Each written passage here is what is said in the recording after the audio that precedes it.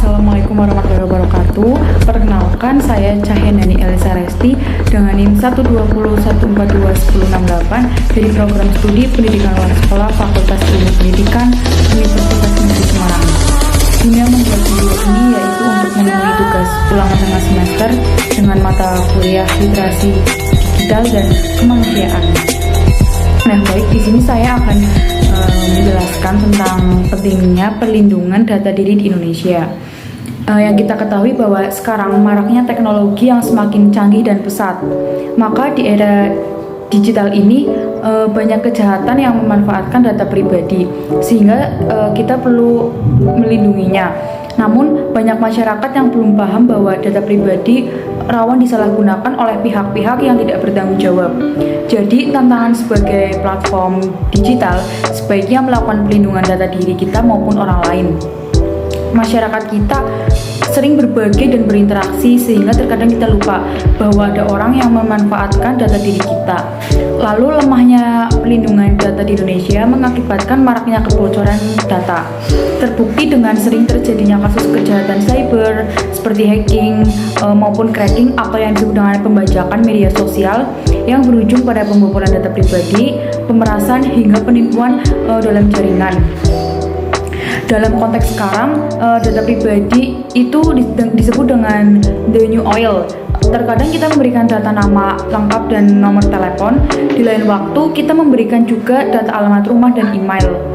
Lalu perpaduan data tersebut bisa disalahgunakan oleh pihak-pihak yang tidak bertanggung jawab, misalnya untuk kepentingan perbankan atau yang sering dikatakan dengan scam. Lalu di sini ada mengenai perlunya sejumlah aturan tentang perlindungan data pribadi disadari oleh pemerintah. Sebenarnya sudah terdapat sejumlah aturan perlindungan data pribadi yang telah dibentuk oleh pemerintah.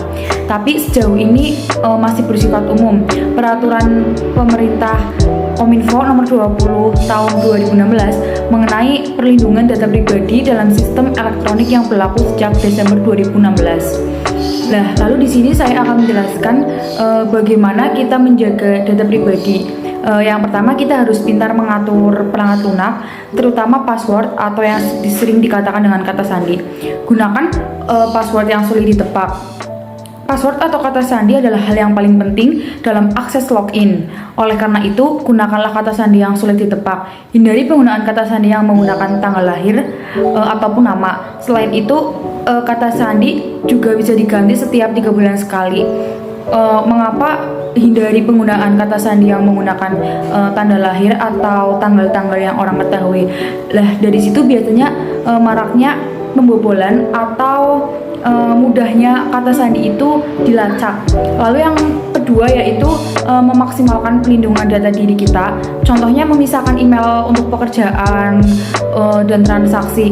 Guna untuk memisahkan email ini agar tidak tercampur dan email kita terlindungi, kayak misalnya email untuk bekerja, email untuk sekolah, email untuk transaksi, mungkin email juga untuk berjualan. Guna email dipisahkan ini untuk mengantisipasi adanya percampuran yang nanti akan mengakibatkan pembobolan data.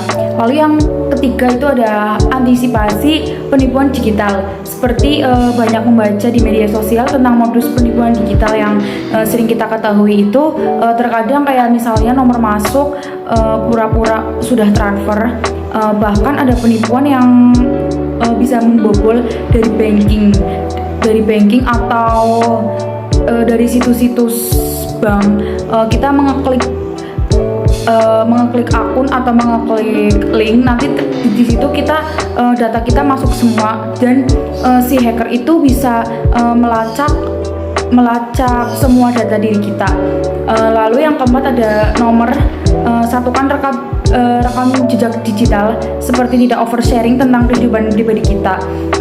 Tentunya kita mempunyai media sosial, tetapi jangan terlalu oversharing tentang kehidupan kita di media sosial, karena yang kita ketahui biasanya itu banyak teman terdekat yang mengetahui tentang kita dan di situ biasanya mereka tahu rekam jejak digital kita. Lalu yang kelima ada memastikan data terenkripsi Setiap situs itu memiliki sistem keamanan enkripsi untuk memastikan data terkode dengan aman saat dikirim lewat situs website. Seperti contohnya security pada HTTP atau yang disebut dengan HTTPS, sertifikasi SSL.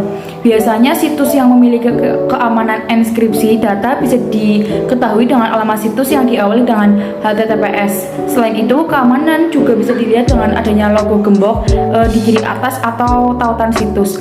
Contohnya kayak di WhatsApp itu ada data transkripsi, jadi data-data kita dan chattingan kita dengan orang lain itu aman.